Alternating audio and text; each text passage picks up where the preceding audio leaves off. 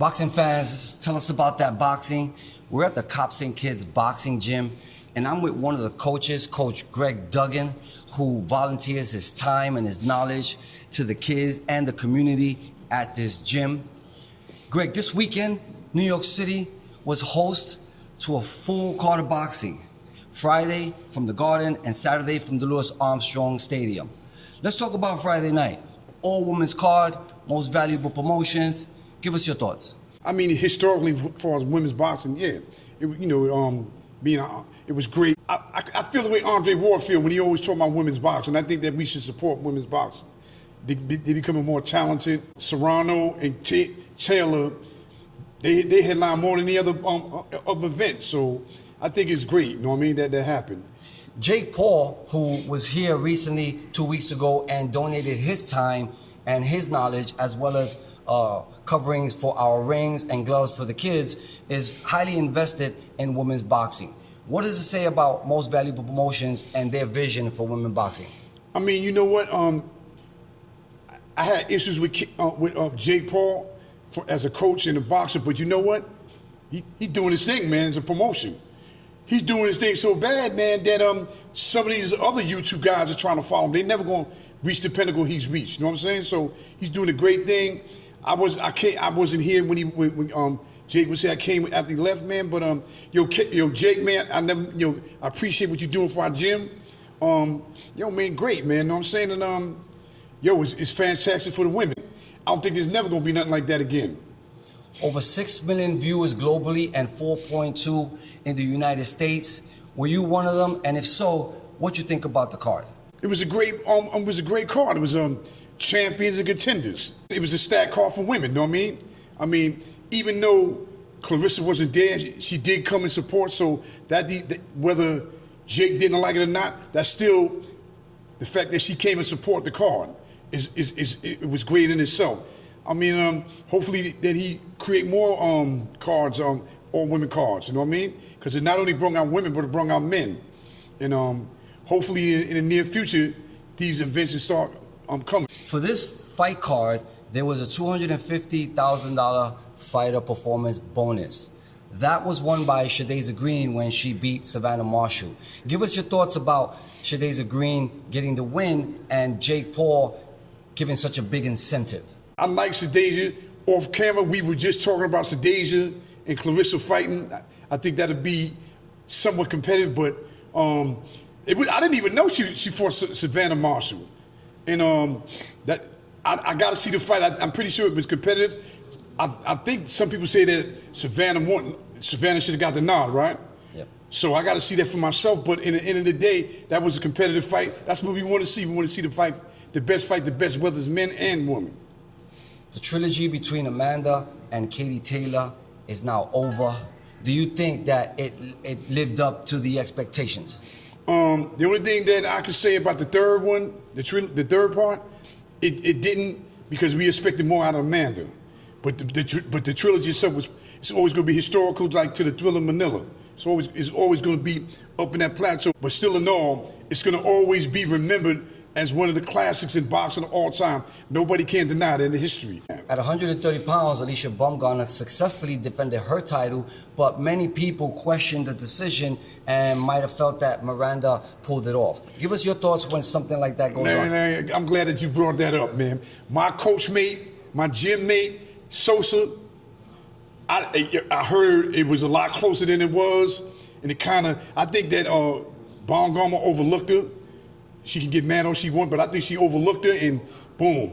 You're supposed to never overlook any opponent. You never know what's going to happen. Shakur Stevenson said this himself. He said, man, the fighter in the first round is the most dangerous.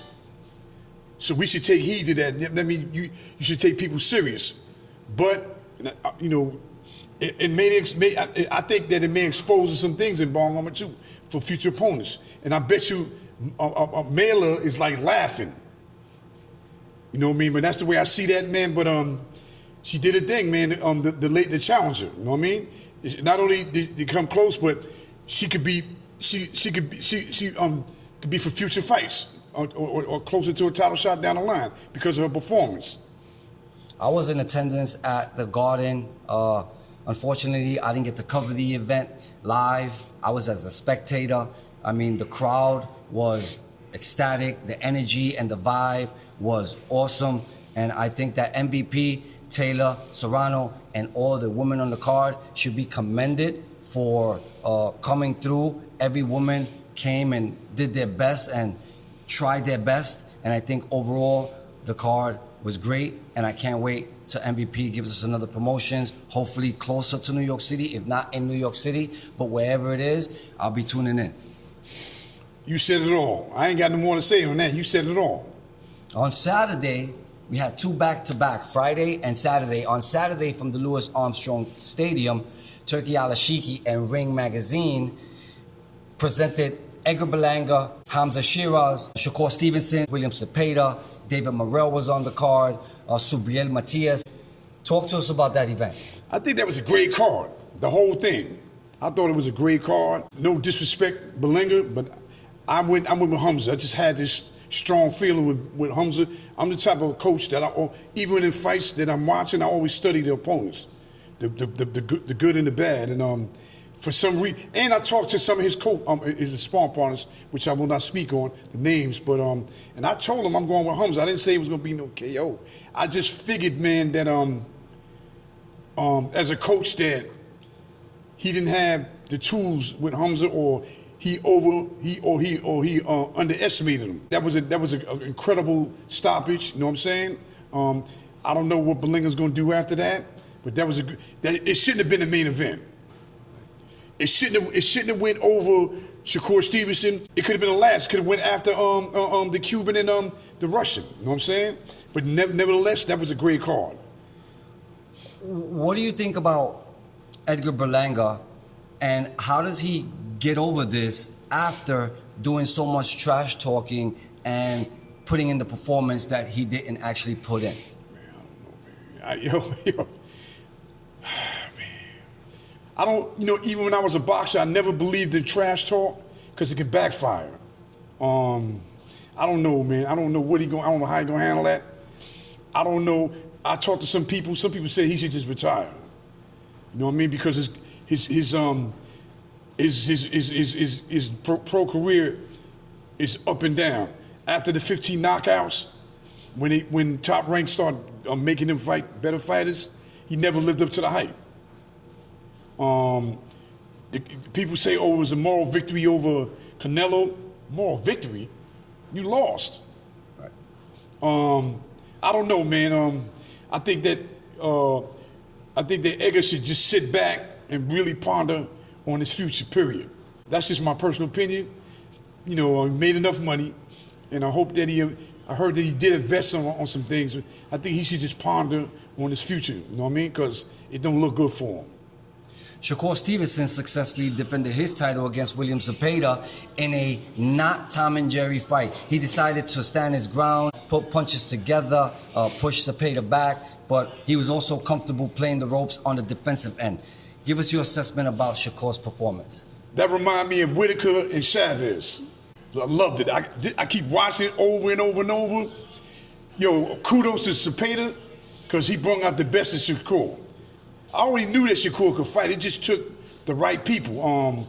I think that it's not fair for the fans to shit on Shakur. He's an excellent fighter. I've been watching him since the amateurs, and he just proved to you he didn't have to do it, but he just proved to you that he's a potential pound for pound, and might be one of the best in the world in history.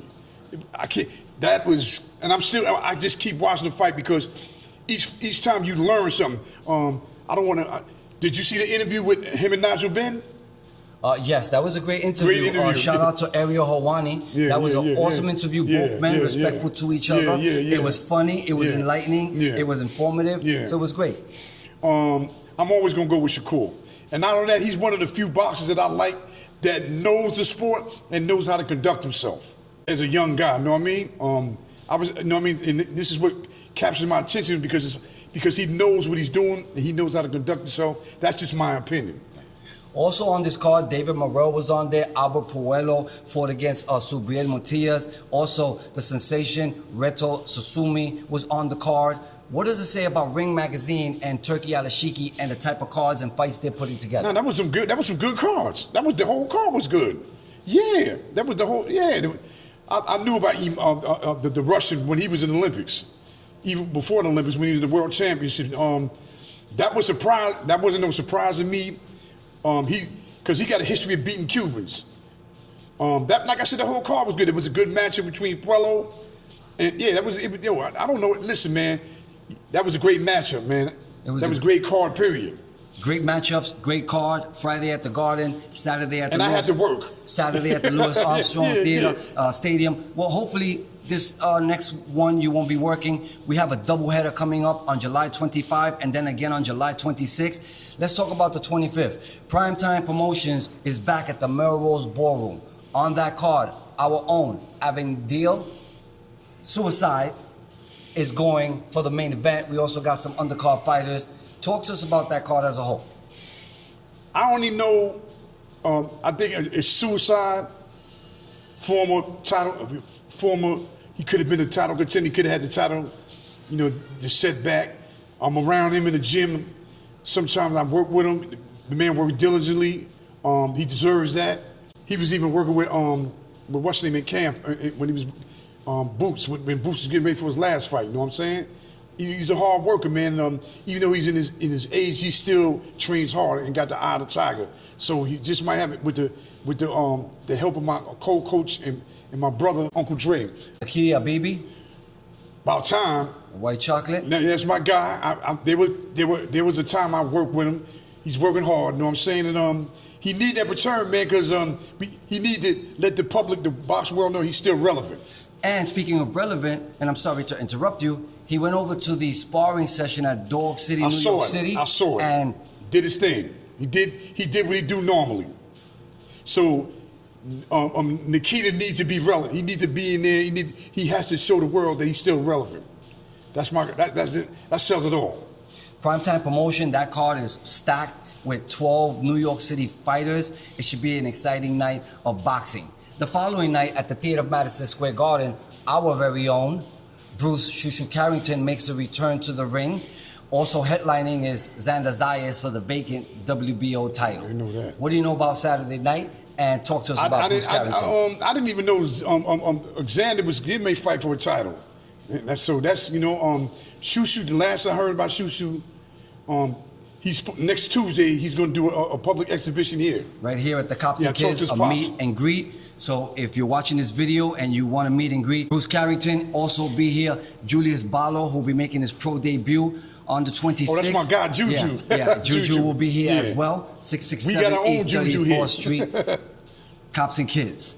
But Shushu's knocking at the door at a title shot. He's knocking at the door of the title shot.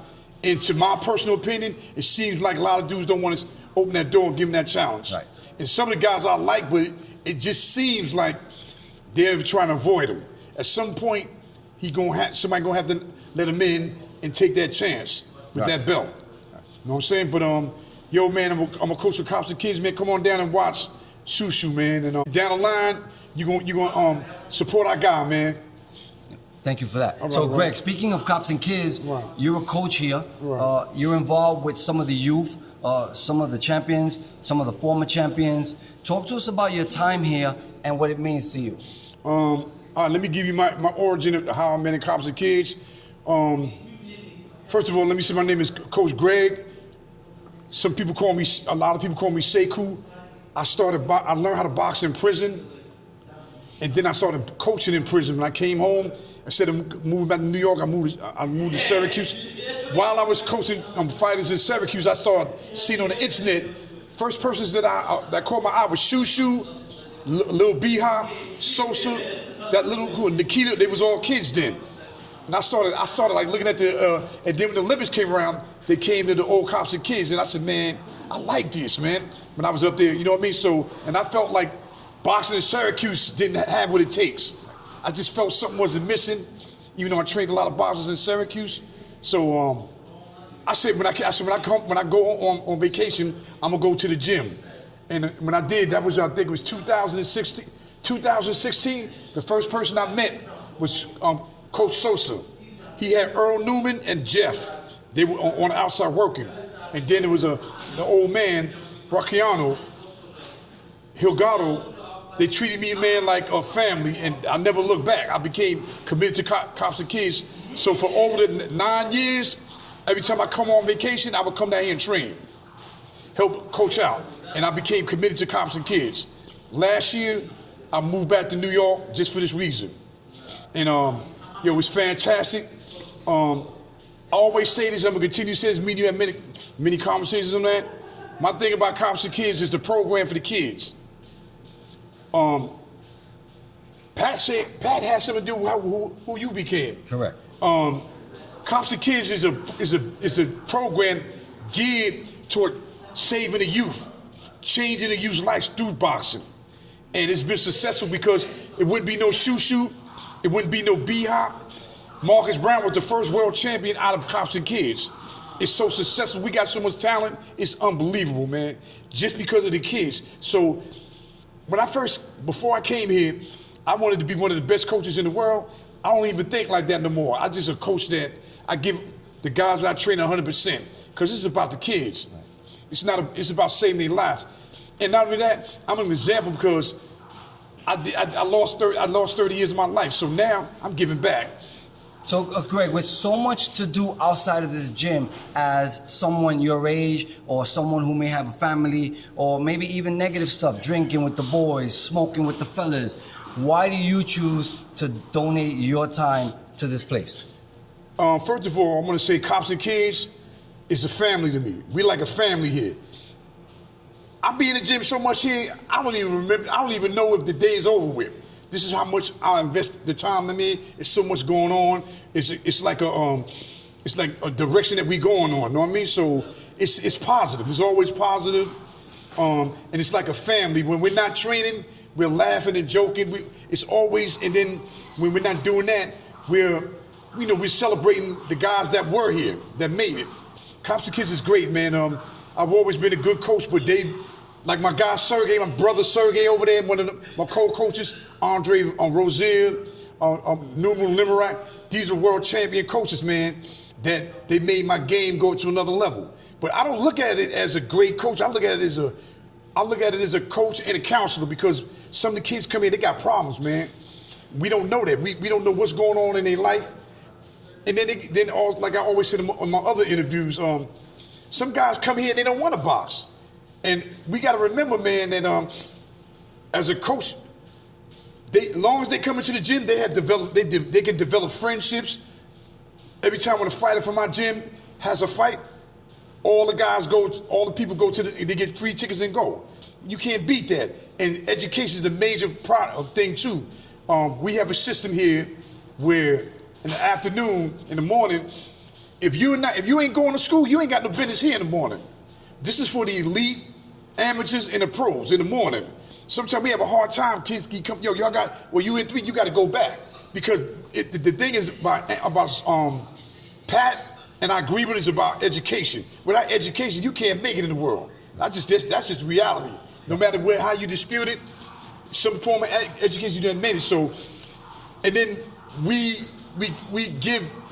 commend the kids that make it in their grades, gift cards, all that. You know what I mean? Right. It gives them incentive. It makes the kids feel good when people, support them. Speaking of incentive, with no real monetary gain for you, tell the folks how you get paid, how it works for you. Their success. Simple as that. Their success. I don't look for no money. I just look for their success. All I gotta, if they got the confidence of believing in me to help them get to that direction, and they get successful, that's it. That's my gift. I'm just being honest. That's my gift. Well, I mean, I had people, you don't get paid for that, and I don't even entertain those conversations no more. You know what I mean? Because it's irrelevant to me. That's not going to change, and they don't understand that.